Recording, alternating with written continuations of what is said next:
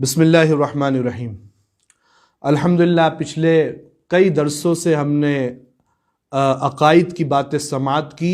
آنے والے درس میں انشاءاللہ اب روز مرہ میں جو ایک مسلمان کو زندگی کس طرح گزارنا چاہیے، کلام پاک میں اللہ تعالیٰ نے ہمارے لیے کیا حکم دیا ہے، پیغمبر اسلام صلی اللہ علیہ وسلم نے کیا فرمایا ہے، ہمارے اکابرین اولیاء اکرام، مجتہدین، مفسرین، تمام لوگ ہماری زندگی کو گزارنے کا جو طریقہ بتا کر گئے، انشاءاللہ ان سے ریلیٹڈ اہم موضوع ہم لیں گے۔ اور انشاءاللہ آج ہم بہت اہم موضوع جس کا ہر انسان کا دن میں 2 یا 3 مرتبہ سامنا ہوتا ہے، کھانا کھانے کا طریقہ، شریعت مطہرہ نے مسلمانوں کو کیا بیان کیا ہے، انشاءاللہ اس کو سماعت کریں گے۔ اور یہ بہت اہم موضوع ہے مسلمانوں۔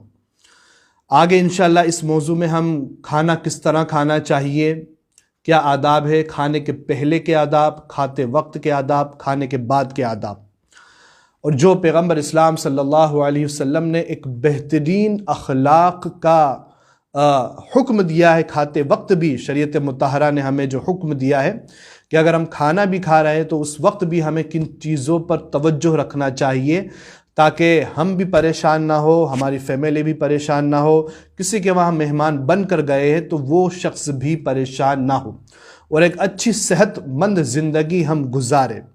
تو انشاءاللہ ان بہت ساری باتوں کو آنے والے درسوں میں ہم سماعت کریں گے، اور آپ لوگوں سے یہ گزارش ہے کہ درس کو غور سے سنیں اور سن کر اس کو اپنے جو قریب کے لوگ ہیں ان تک بھی پہنچائیں تاکہ دین کی بات ہم سیکھ کر زندگی کو اچھی طرح گزارنے کا طریقہ سیکھیں۔ تو اس کو ہم شروع کرتے ہیں۔ سب سے پہلے کھانے سے پہلے کے آداب، کھانے کے پہلے کے آداب، کھاتے وقت کے آداب اور بعد کے آداب۔ تو سب سے پہلے ہم کھاتے وقت کیا شریعت مطہرہ نے ہمیں رہنمائی فرمائی ہے، انشاءاللہ اس کو ہم سنتے ہیں۔ سب سے پہلے فرماتے ہیں کھانے سے پہلے یہ غور کرے کہ کھانا حلال ہو۔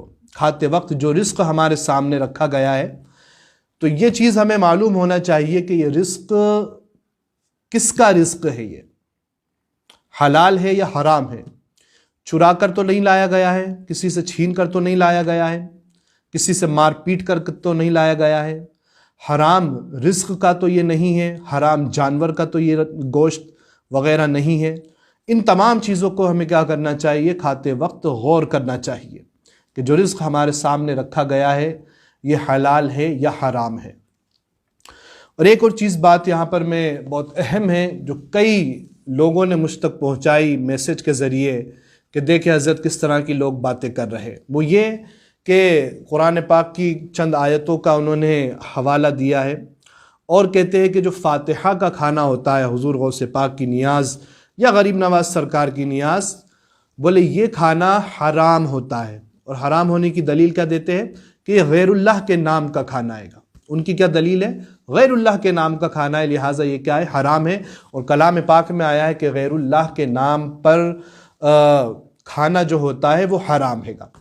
تو مختصر میں اس چیز کو عرض کروں کہ جو کلام پاک میں کئی آیتیں ہیں کہ جس میں یہ ذکر کیا گیا ہے کہ جو غیر اللہ کے نام پر جانور قربان کیا جاتا ہے وہ حرام ہے، یا جس جانور پر غیر اللہ کا نام لے دیا گیا وہ حرام ہے، یہ آیت کریمہ ہے کلام پاک میں موجود۔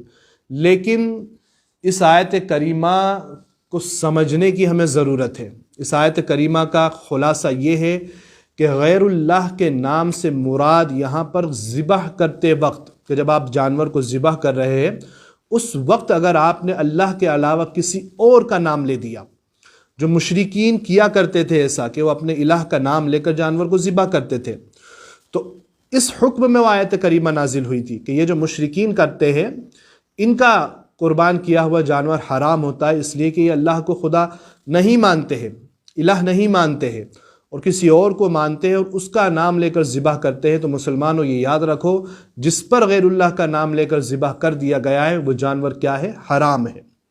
تو اس آیت کریمہ کا خلاصہ یہ ہے، آپ ریفرنس کے طور پر سورہ انعام کی آیت نمبر 118 سے 121 تک کا مطالعہ کریں جن میں تمام باتوں کا ذکر کیا گیا ہے۔ تو جو یہ لوگ یہ کہتے ہیں کہ فاتحہ پر حضور غوث پاک کی نیاز دل گئی تو حرام ہو گئی، یا غریب نواز سرکار کی نیاز دل گئی تو حرام ہو گئی، اس لیے غیر اللہ کا نام ذکر کر دیا گیا، یہ بہت بڑی جہالت ہے مسلمانوں۔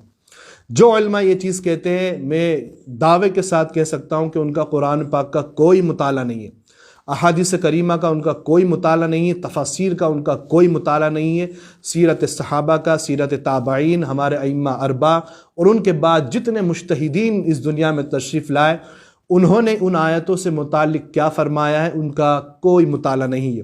وہ خود بھی گمراہ ہو چکے ہیں، خود بھی جاہل ہے، اور ہماری بھولی بھالی عوام کو بھی جہالت میں ڈبا رہے ہیں اور فرقوں میں بانٹ رہے ہیں۔ میری عوام سے گزارش ہے کہ خدا را ایسے جاہل علماء سے دور رہے کہ جو آپ کے بھولے پن کا، کم علمی کا فائدہ اٹھا کر ایک حلال چیز کو حرام میں بانٹ رہے گے۔ ان سے سوال کرے کہ اگر آپ یہ کہہ رہے کہ غیر اللہ کا نام لے دیا گیا تو حرام ہو گیا، تو قربانی جو واجب ہے، جس کے نام پر واجب ہوتی ہے، اسی کا نام لے کر ذبح کیا جاتا ہے، جانور اس کی طرف سے ذبح کیا جاتا ہے گا۔ ذبح کرتے وقت تو اللہ کا نام لیتے ہیں، لیکن دعا میں کیا پڑھتے ہیں کہ فلاں بنت فلاں، ان کی طرف سے ہے۔ اسی طرح عقیقہ جب ہوتا ہے تو وہ جس کا عقیقہ ہوتا ہے اس کی طرف سے وہ قربانی ہوتی ہے، اس جانور پر نام لیا جاتا ہے اس کا، تو کیا وہ بھی حرام ہو جاتی ہے؟ نہیں، بالکل نہیں، سنت سے ثابت ہے یہ تمام چیزیں۔ تو لہٰذا یہ بات ذہن میں رکھیں، جو غیر اللہ سے مراد ہے وہ صرف اور صرف یہ ہے کہ جانور ذبح کرتے وقت جو غیر اللہ کا نام لیا جاتا ہے۔ اور فاتحہ میں ہوتا کیا ہے؟ فاتحہ کو یہ حرام کہتے ہیں، بڑی جہالت ہے ان لوگوں کی۔ فاتحہ میں کیا ہوتا ہے؟ کھانا سامنے رکھ کر سورہ فاتحہ پڑھی جاتی ہے، آخر کے 4 کل پڑھے جاتے ہیں، اللہ سے دعا کی جاتی ہے کہ مولا جو کچھ پڑھا قبول فرما، جو ذکر کیا قبول فرما، ان کی برکتیں عطا فرما ہمیں۔ تو اس میں تو کچھ بھی حرج نہیں ہے۔ اور فاتحہ کے معنی کیا ہے؟ یہ تو خود دعا ہے، ایک سورہ فاتحہ خود ایک دعا ہے، اور کھانا کھانے سے پہلے بھی ہم ہمیشہ دعا پڑھتے ہیں، کھانا سامنے رکھا ہوتا ہے، تو کیا وہ بھی حرام ہے معاذ اللہ؟ تو خدا را ان کے علماء سے بھی ہماری گزارش ہے کہ اپنے جاہلانہ عقائد کو ثابت کرنے کے لیے قرآن اور حدیث کا ترجموں کو نہ پلٹے، جن پر صحابہ کا عقیدہ رہا ہے، جو ہمارے پیارے آقا صلی اللہ علیہ وسلم کی تعلیم ہے، اسی پر عمل کرے، اور جو قرآن کا صحیح معنی مفہوم ہے وہ عوام تک پہنچائے، نہ کہ وہ جو آپ نے اپنے جاہل علماء کی جو اقتدا کی ہے، انہوں نے جو بیان کیا ان کو آپ امت تک پہنچائے، اور امت کو فرقوں میں نہ بانٹے۔ اہل سنت والجماعت کے ساتھ عوام سے میری گزارش رہے، یہی سب سے بڑی اور حق پر جماعت ہے۔ اللہ تبارک و تعالی ہمیں عمل کی توفیق عطا فرمائے اور گمراہ کن لوگوں سے ہمیں محفوظ رکھے۔ تو انشاءاللہ اس درس کو ہم آگے کنٹینیو رکھیں گے۔ اللہ کی بارگاہ میں دعا ہے عمل کی توفیق عطا فرما۔ السلام علیکم۔